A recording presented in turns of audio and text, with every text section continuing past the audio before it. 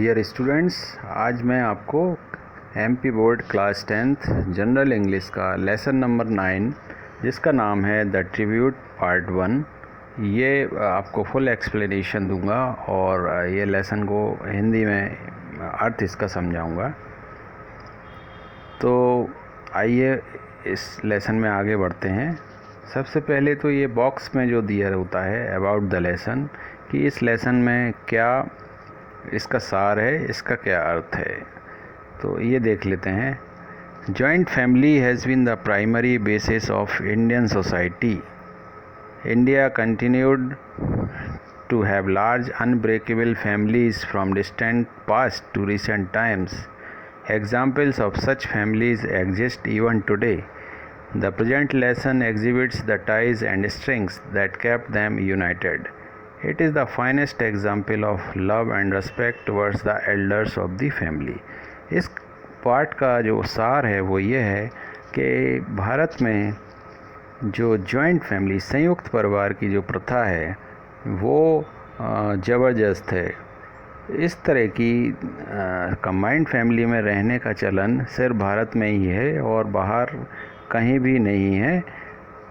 तो संयुक्त परिवार क्यों है? क्योंकि इसमें परिवार में रहने वाले सदस्य के बीच में आपस में प्रेम है और एक दूसरे के प्रति आदर है। तो ये लेसन में जो कहानी है उसमें एक संयुक्त परिवार की बात की है और वो एक बहुत अच्छा उदाहरण है कि संयुक्त परिवार कैसे होते हैं भारत में।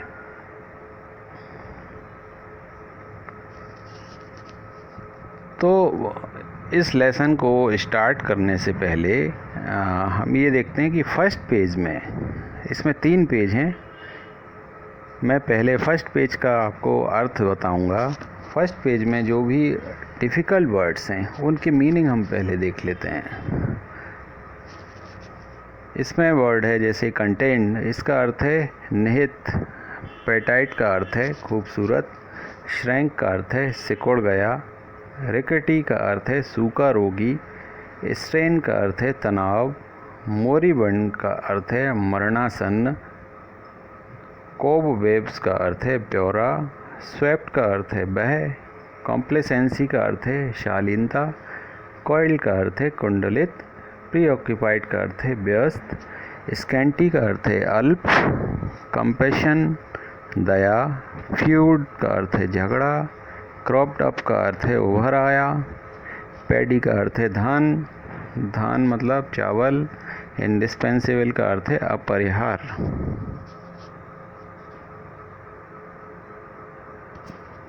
तो अब मैं इसका मीनिंग बताना शुरू करता हूँ, लेकिन उससे पहले आपसे रिक्वेस्ट है कि इस चैनल को ज़्यादा से ज़्यादा सब्सक्राइब करें और शेयर करें। तो हमारा जो लेसन है इसका नाम है the tribute.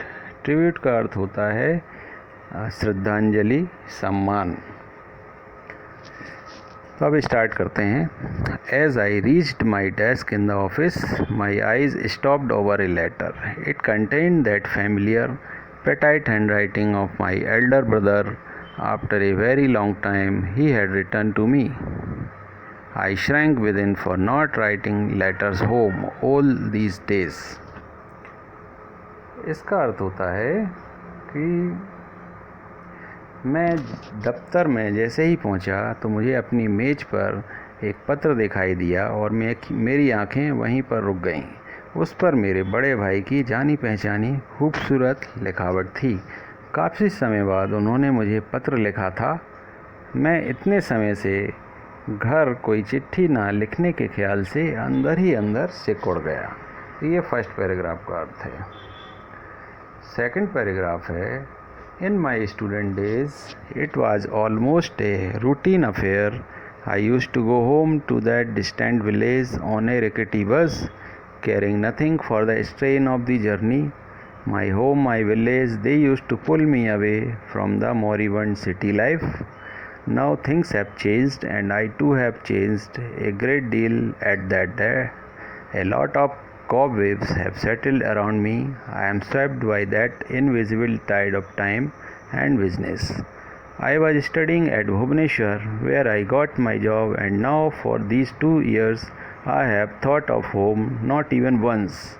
Many a time my mother has written letters complaining about my negligence in writing to her. She has even reminded me of those pre-marriage days of mine. इस paragraph का अर्थ है, पढ़ाई के दिनों में यह मेरा नियमित कार्यक्रम था। मैं सुदूर गांव में अपने घर जाया करता था। हालांकि जर्जर खटारा बस होती थी और सफ़र भी बहुत मुश्किल था, लेकिन मैं इसकी परवाह नहीं करता था। मेरा घर, मेरा गांव, वे मुझे अपनी ओर खींचते थे। मृत प्राय शहरी जीवन से दूर, शहर का जीवन जिसमें लोगों के बीच में आपस में प्रेम गांव के मुकाबले कम होता है। अब चीज़ें बदल चुकी हैं और मैं भी काफ़ी बदल चुका हूँ। कई प्रकार के जाले मेरे चारों ओर लग चुके हैं। मैं समय और व्यवसाय के अदृश्य ज्वार में बह रहा हूँ। मैं भुवनेश्वर में पढ़ाई कर रहा था, जहाँ मुझे नौकरी मिली, और इन 2 वर्षों में मैंने एक बार भी घर के विषय में नहीं सोचा था।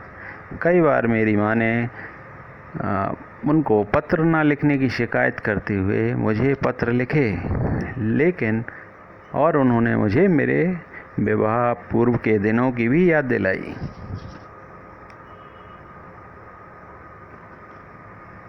Yet, अगला पैराग्राफ है, Yet I have never been able to break standards of complacency which have coiled around me.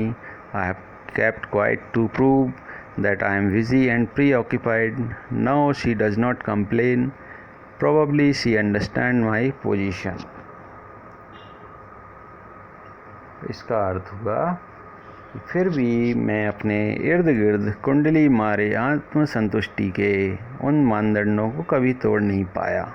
मैं चुप रहा यह जताने के लिए कि मैं बहुत व्यस्त और तल्लीन हूँ, कामकाज में बहुत ज़्यादा व्यस्त हो गया हूँ, इसलिए मुझे पत्र लिखने का टाइम नहीं मिलता। अब वह शिकायत नहीं करती, शायद वो मेरी स्थिति समझती हैं, तो माँ भी मेरी बात को समझने लगी कि शायद मैं बिज़ी हूँ, इसलिए लेटर नहीं लिख पाता हूँ। Usually, my elder brother does not write to me. He does not need anything from me. He has never sought a token from me in lieu of his concern for me as an elder brother. In those days when I was a student, the only thing that he inquired about was my well-being. During my stay at home, he would catch fish for me from the pond behind our house and would ask his wife to prepare a good dish, for I loved fish. When the catch was scantily, the dish would be prepared exclusively for me. He would say to his wife, "You must make the dish as delicious as possible, using mustard paste for babuli." Babuli इसका नाम है पात्र का. Even now he is the same man with the same tone of love and compassion. Nothing had changed him. His 7 children, father, mother, cattle, fields, household responsibilities. He is the same my elder brother. इस paragraph का अर्थ है कि आमतौर पर मेरे बड़े भाई मुझे पत्र नहीं लिखते, उन्हें मुझसे कुछ नहीं चाहिए। एक बड़े भाई के रूप में मेरी इतनी चिंता करने के एवज में उन्होंने कभी मुझसे किसी भी चीज़ की अपेक्षा नहीं की। उन दिनों जब मैं छात्र था, यदि किसी चीज़ के बारे में वे पूछते थे तो सिर्फ मेरे हालचाल के बारे में। अब छुट्टियों में मैं घर पर होता था तो वे मेरे लिए मछलियाँ पकड़ा करते थे घर के पीछे वाले तालाब से, और अपनी पत्नी से कहते कि बहुत अच्छे से बनाएं, क्योंकि मुझे मछली पसंद है। जब थोड़ी ही मछलियाँ होती थीं तो फिर सिर्फ मेरे लिए ही पकाई जाती थी,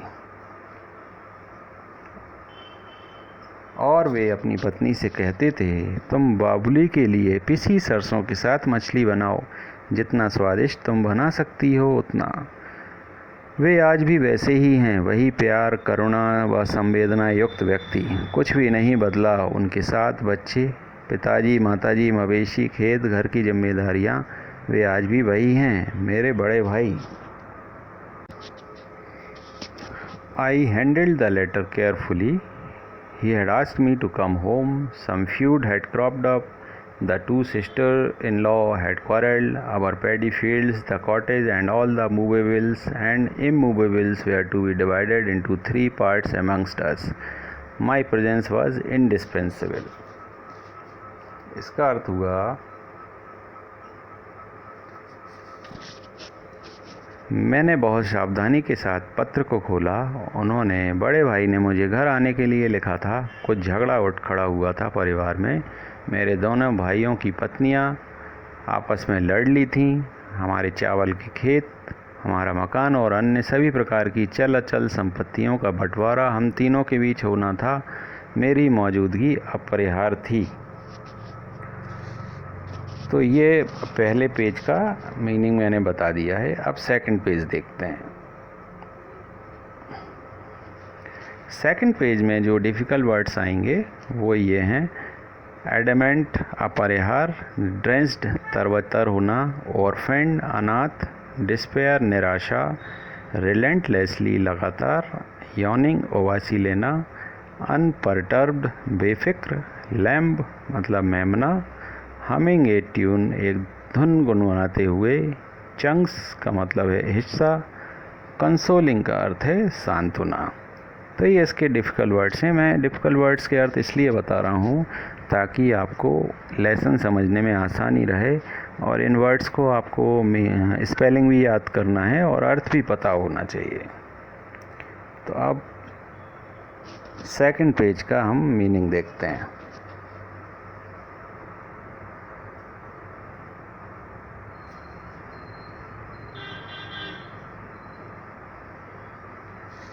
It was my second brother who was so particular and adamant about the division he wanted at any cost. ये मेरे दूसरे नंबर के भाई थे जो कि बंटवारे के प्रति काफ़ी ज़्यादा संवेदनशील थे। वो बंटवारा चाहते थे और वो बंटवारा किसी भी कीमत पर चाहते थे। I finished reading the letter. A cold sweat drenched me. I felt helpless. Orphaned, a sort of despair haunted me for a long time. Quite relentlessly, I tried to drive them away, yawning helplessly in a chair.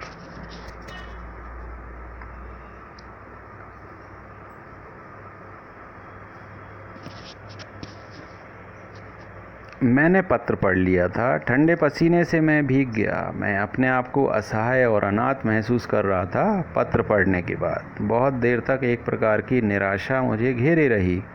कुर्सी पर असहाय बैठा हुआ मैं लगातार ऐसे विचारों को दूर भगाता रहा। इसका ये in the evening when I told my wife about the partition that was to take place, I found totally unperturbed. She just asked me when, as if she was all prepared and waiting for this event to take place. In a week's time, I said. इसका अर्थ हुआ, शाम को जब मैंने अपनी पत्नी को बताया कि बंटवारा होने वाला है तो मैंने उसे बिल्कुल अविचलित पाया। उसने केवल मुझसे पूछा कब, जैसे कि वो इसके लिए पहले से ही तैयार हो और इंतज़ार कर रही हो। मैंने भी उससे बोल दिया 1 सप्ताह में। अगला पैराग्राफ है। In bed that night my wife asked me all sorts of questions. What would be our share and how much would fetch us on selling it? I said nothing for a while, but in order to satisfy her, at last guessed that it should be around 20,000 rupees. She came closer to me and said, "We don't need any land in the village. What shall we do with it? Let's sell it and take the money. Remember, when you sell it, hand over to me the entire 20,000. I will make proper use of it. We need a fridge. You know, summer is approaching. You need not go to the office riding a bicycle. You must have a scooter. And the rest we will put in a bank. There is no use keeping land in the village. We can't look after it. And why should others draw benefits out of our land?" उस रात बिस्तर पर मेरी पत्नी ने मुझसे तरह तरह के प्रश्न पूछे। हमारा हिस्सा कितना होगा और उसे बेचने पर हमें कितना पैसा मिलेगा। मैं थोड़ी देर तक तो कुछ नहीं बोला, पर फिर उसकी संतुष्टि हेतु आखिरकार अंदाज़ लगाया कि 20,000 रुपये होंगे। वह मेरे और पास आ गई और बोली, हमें गांव में किसी ज़मीन की कोई ज़रूरत नहीं है, हम क्या करेंगे उसका? उसे बेचकर पैसे ले लेते हैं। याद रखना, जब उसे बेच दो तो पूरी 20,000 रुपये ला कर देना, मैं उसका सही इस्तेमाल करूँगी। हमें एक फ्रिज की ज़रूरत है, तुम्हें पता है गर्मियाँ आ रही हैं, तुम्हें साइकिल चलाकर ऑफिस जाने की ज़रूरत नहीं है, तुम्हारे पास एक स्कूटर होना चाहिए, और बाकी की रकम हम बैंक में डाल देंगे। गांव में ज़मीन रखना व्यर्थ है, हम उसकी देखभाल कर नहीं सकते, और दूसरे क्यों हमारी ज़मीन का लाभ लें।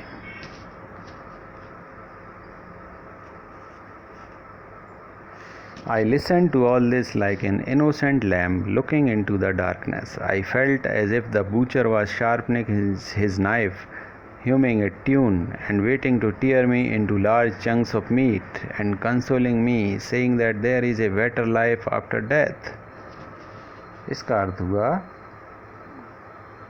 मैं एक निरीह मेमने भेड़ के बच्चे की तरह यह सब कुछ सुनता रहा। अंधेरे में देखते हुए मुझे ऐसा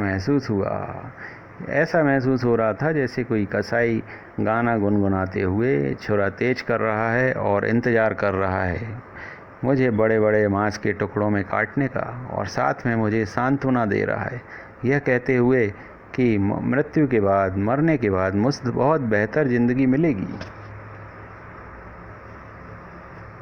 Gone are those days,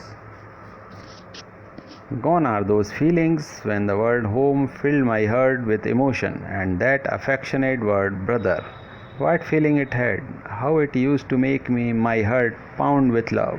Recollecting all these things, I felt weak, pathetic.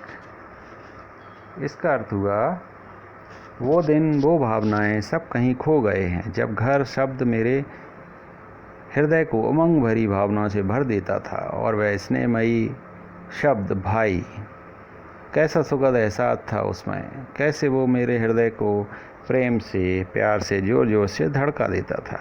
यह सब कुछ याद करते हुए मैं कमज़ोर और दयनीय महसूस कर रहा था।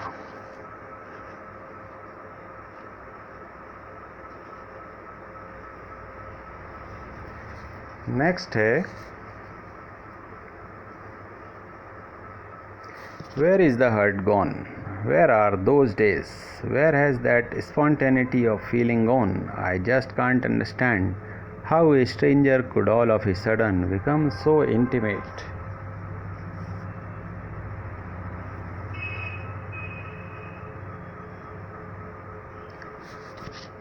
कहाँ गया वो हृदय, कहाँ गए वो दिन, वो भावनाओं की स्वाभाविक सहजता कहाँ गई? मैं यह बिल्कुल नहीं समझ पा रहा था कि कैसे एक अनजान व्यक्ति अचानक से इतना घनिष्ठ हो जाता है। इस पेज का जो लास्ट पैराग्राफ है वो है, What I became my normal self in 2 days. I grew used to what had been a shock. Later on, in the marketplace, keeping pace with my wife, I inquired about the prices of the different things she intended to buy. Buying a fridge was almost certain.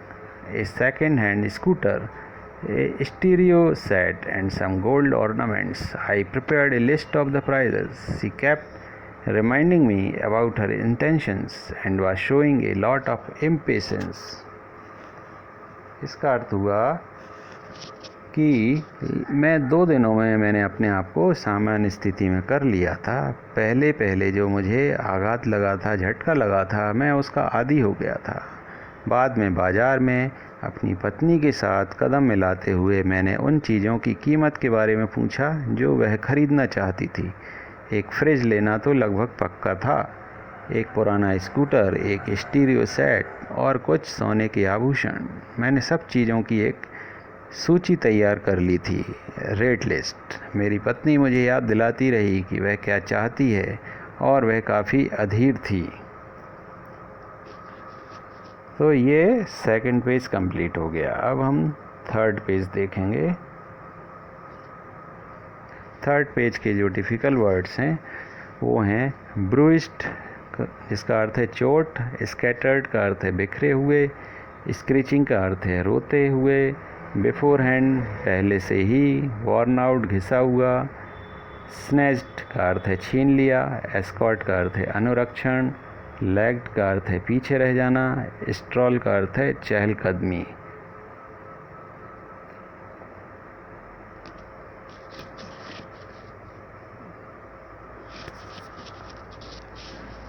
अब हम इसका third page first paragraph देखते हैं। It was Saturday afternoon. I left for my village. The same bus was there, inspiring in me the old familiar feeling. I rushed to occupy the seat just behind the driver, my favorite seat. In my hurry, I bruised my knee against the door. It hurt me. The briefcase fell off, and the little packet containing the prasad of Lord Lingaraj, meant for my dear mother, was scattered over the ground. I felt as if the entire bus was screeching aloud the question, "After how many years you have not bothered in the least to retain that tender love you had in your heart for your home. Instead, you have sold it to the butcher to help yourself become a city babu. Curses be on you." इस first paragraph का जो हिंदी अर्थ है वो यह है कि शनिवार के दिन दोपहर में मैं अपने गांव के लिए निकला। उसी पुरानी बस में जिसमें मैं पहले जाता था, उसने मेरे अंदर वही पुरानी भावनाओं को जगा दिया। मैं जल्दी से ड्राइवर के ठीक पीछे वाली सीट पर बैठने के लिए बढ़ा, मेरी सबसे जो कि पसंदीदा सीट थी। जल्दबाजी में मेरा घुटना दरवाजे से टकरा कर छिल गया। उसमें दर्द हो रहा था। मेरी अटैची गिर पड़ी और छोटी सी थैली में रखा भगवान लिंगराज का प्रसाद जो मेरी प्यारी माँ के लिए था सब तरफ फैल गया। मुझे ऐसा महसूस हुआ मानो पूरी बस ज़ोर ज़ोर से चीख कर पूछ रही हो, कितने वर्ष बाद तुमने अपने घर के लिए जो तुम्हारे हृदय में कोमल प्रेम था उसे कायम रखने की बिल्कुल भी कोशिश नहीं की। उसके बजाय तुमने उस प्रेम को कसाई को बेच दिया, स्वयं को शहरी बाबू बनाने की खातिर। धिक्कार है तुम पर।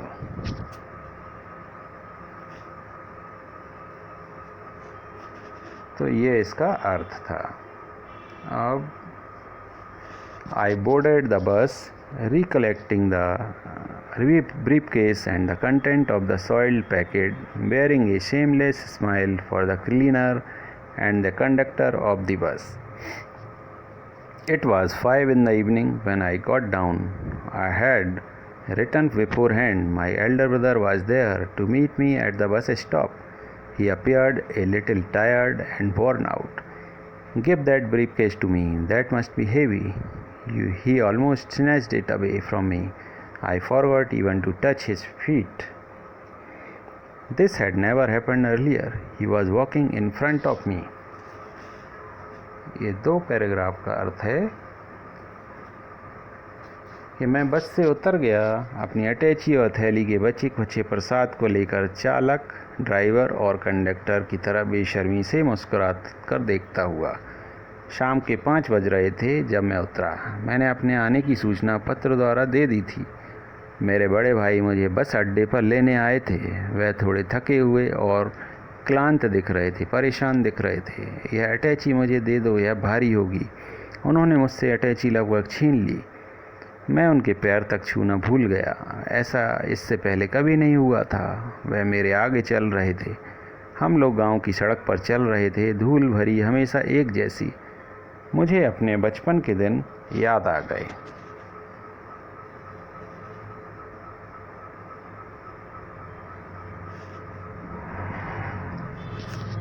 I was usually crossing the street alone to go to a teacher in the evening for tuition. It was generally late and dark when I returned from my studies. Unfailingly, my elder brother would be there to escort me back home, lest I should be frightened. He would carry the lantern, my bag of books and notes. I had to follow him to do so. If I lagged behind, he would ask, "Why? You are perhaps tired. Come, hold my hand and walk with me."